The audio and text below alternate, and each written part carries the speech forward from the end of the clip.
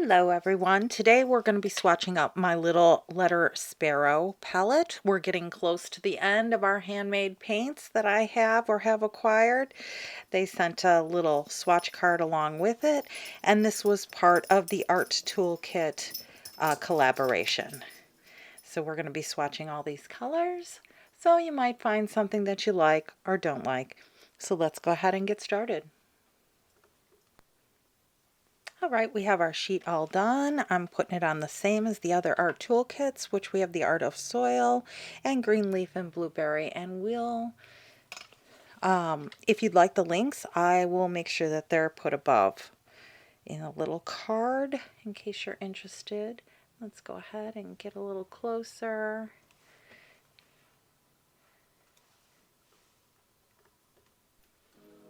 All right, we're going to be using a Quill 10 0 by Jackson's. Get this brush a little wet, got some clean water, and we're going to start with Titanium Buff. Now, they don't have all their paints listed on their site. They do lots of limited editions.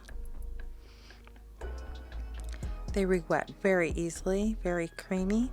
I've only used this palette a couple of times and I kind of forgot about it, so I thought this would bring it back to life for me. And they kind of do them in rows like this, so that's how we're going to swatch them. Earth Patina,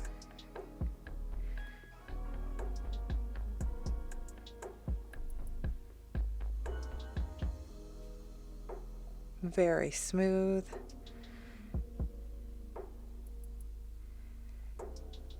Even the earth colors come out really nice, re-wetting them. Hematite,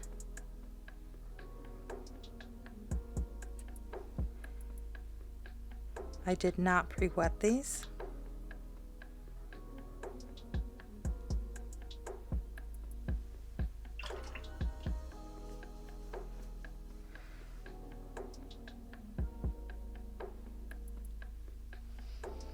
Yeah, they re-wet very easily, very pigmented.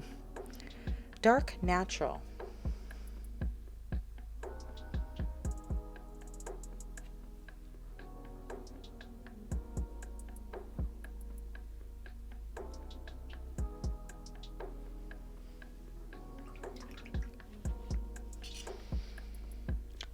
Ultraviolet. And I left these in the order in which they came. They don't have pigment information listed.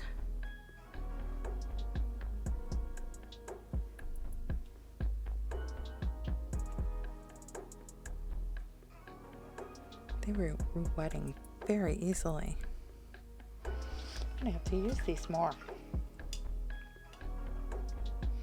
You're always afraid because the pans are so little that you're going to use them up, but sometimes when they're so pigmented like this, they last a really long time. Our toolkit does some great collabs like this one. Tal Violet.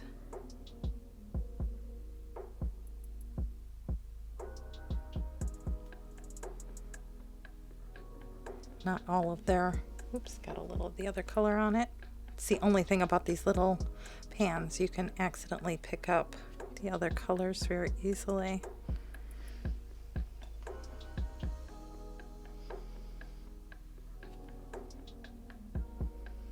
That's really pretty. Vintage Violet.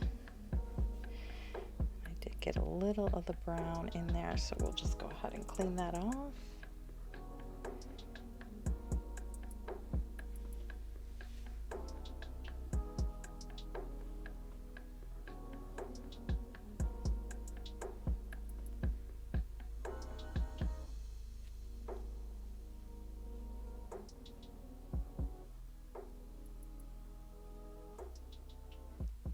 It's an unusual color. Looks like it's going to separate into a couple different colors. Then we have Bordeaux.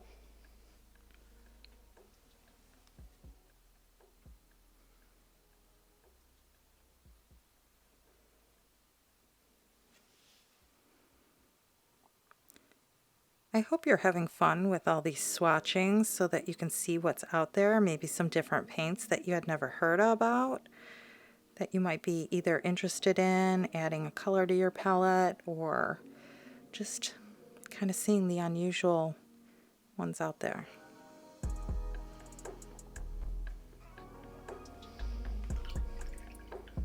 That one's very brilliant. Love that. Mayan red. Mayans are usually harder to re-wet. This one doesn't seem so.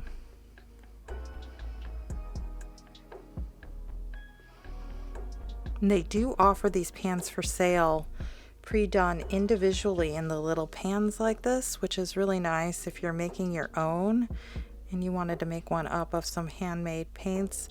Some of these companies have them individually like this. It also gives you a chance to kind of experiment with the color before committing to a larger amount. This is Rose. I'm not affiliated in any way with our toolkit or any of their collabs or Letter Sparrow. I just really like what they stand for, and they have classes and they do adventure type things and they get out into the world and just have a good time with it. It's all about having a good time with it. Alizarin Crimson.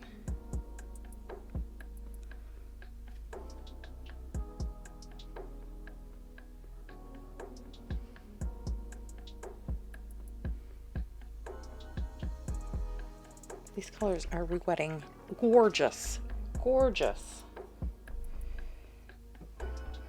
Ruby. Hopefully you can see how easy I'm just tapping those pans.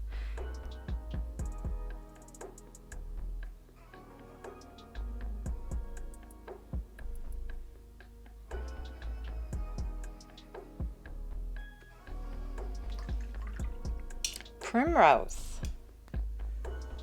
Primrose had gotten a little contaminated. I had to clean it off so we get a nice true color here.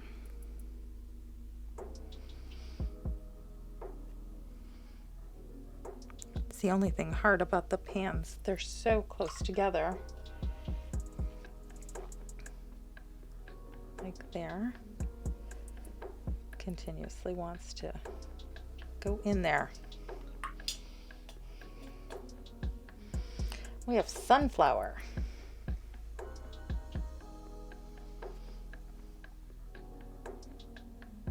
Nice warm yellow. Sorry about that. Nice warm yellow.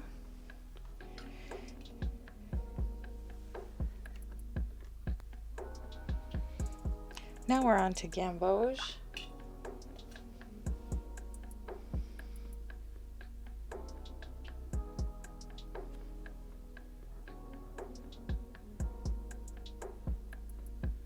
Nice and warm.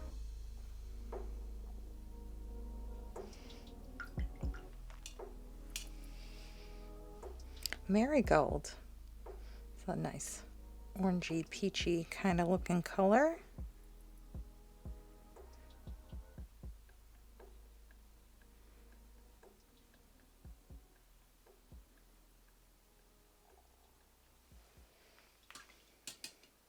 Turquoise blue.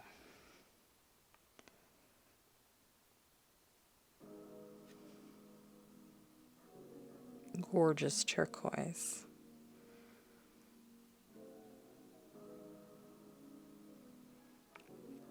I love the turquoise color, but I don't use it that much. How about all of you? Do you use turquoise a lot? Then we have Sharon.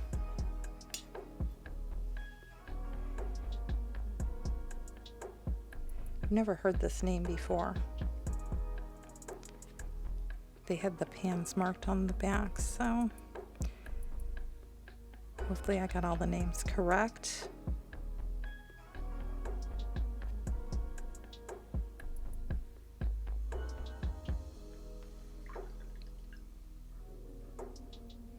Prussian.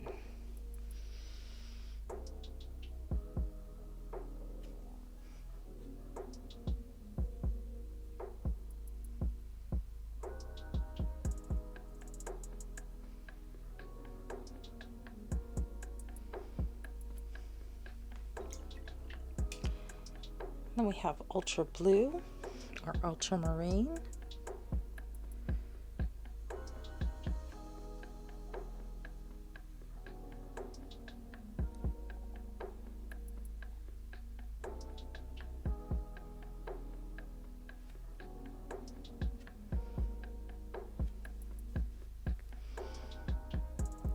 Too much water on there.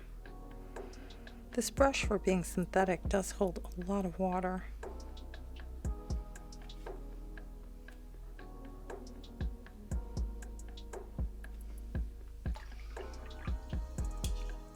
Sea green.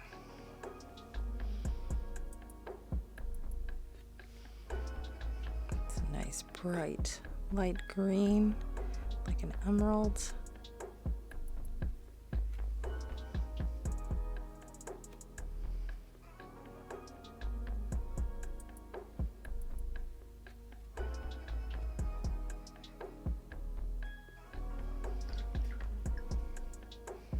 Napoleon. Some of these names I think they kind of just came up with on their own. They remind me of other pigments by more general names.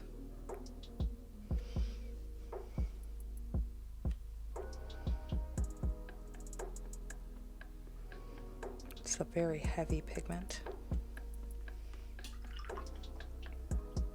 It feels like a chrome oxide. Then we have verniz.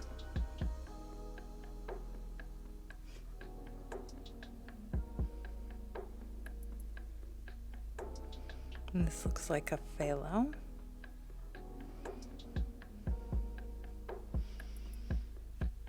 Like I said, they didn't have pigment info, so there was no way of me looking up the colors and seeing what was in them. Paris.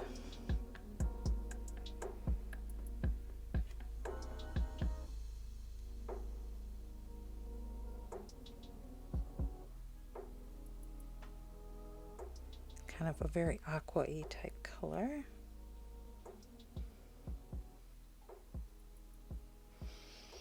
Some of these colors are absolutely gorgeous though. So even if a few of them are mixes, definitely fun for an out and about painting adventure. Black ochre.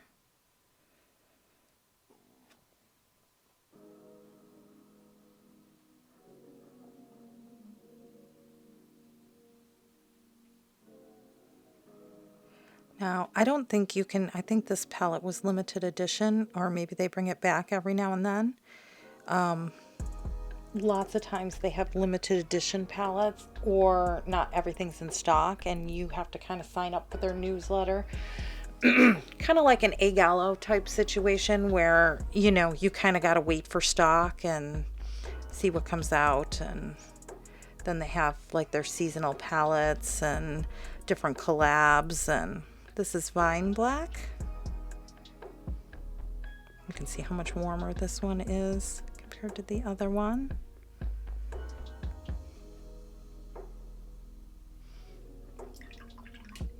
Pewter.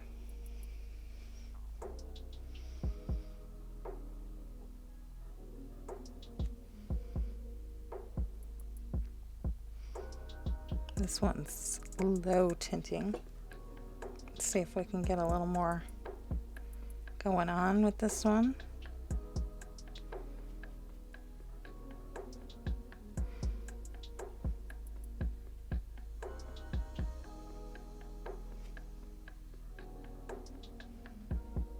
A little bit more.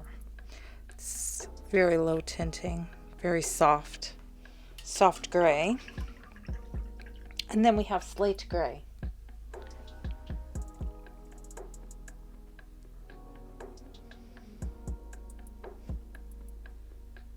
Oops, I think something else got in there.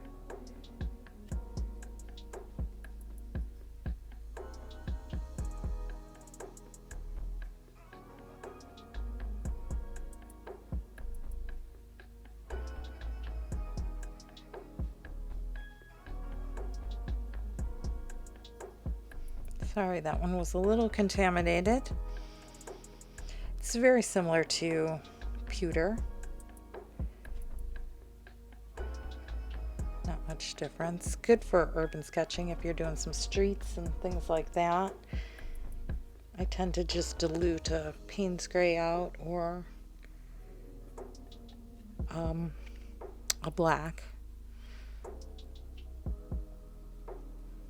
And this one seems a little cooler than the pewter.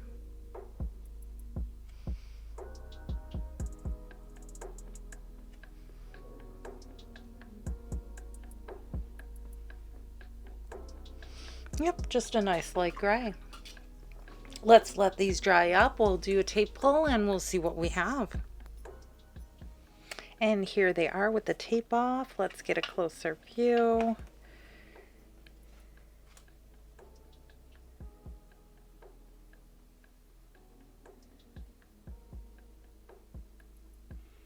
I hope this helps if you were interested in Letter Sparrow. Seeing how their paints paint out. They are a lovely paint. The only thing that I would change is probably these grays in this palette. And I would put in kind of a dark brown or a Payne's gray in the place of that.